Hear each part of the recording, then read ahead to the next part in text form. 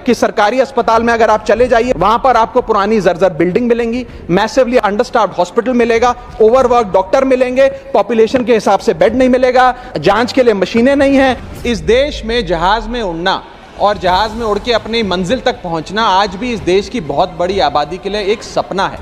अगर ट्रैवल की रफ्तार बढ़ेगी तभी इस देश की रफ्तार बढ़ेगी। हम 10 रुपए अगर कमाते हैं तो उस पर 3-3.5 रुपए इनकम टैक्स लगता है, उस पर 2 से 2.5 रुपए जीएसटी खा जाता है, 1.5 रुपए का कैपिटल गेन टैक्स लगता है, आधे पैसे का सरचार्ज और सेस लगता है, यानी कि 10 रुपए में से 6 से 7 रुपए सरकार की जेब में चले जाते हैं। सर, आज 10 ग्राम सोना भारत में लगभग 1,35,000 रुपए का मिलता है। सर, हालात ये हैं कि आप दूध खरीदिए तो उसमें यूरिया मिलता है, सब्जियां खरीदें उसमें ऑक्सीटोसिन है, पनीर के अंदर स्टार्च और कॉस्टिक सोडा है, आइसक्रीम में डिटर्जेंट पाउडर मिलता है। जब गरीब आदमी अपने घर में चूल्हा जलाने के लिए माचिस खरीदता है तो उस पर भी जीएसटी देता है, और अमीर आदमी जब सफर करने के लिए मर्सिडीज और बीएमडब्ल्यू खरीदता है उस पर भी जीएसटी देता है।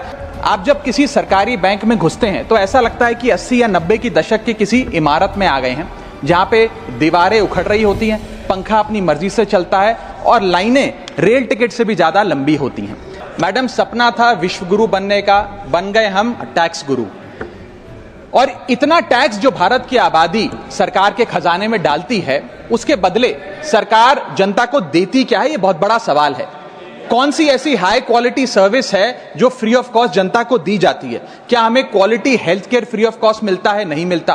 क्या हमें वर्ल्ड क्लास एजुकेशन मिलती है? नहीं मिलती।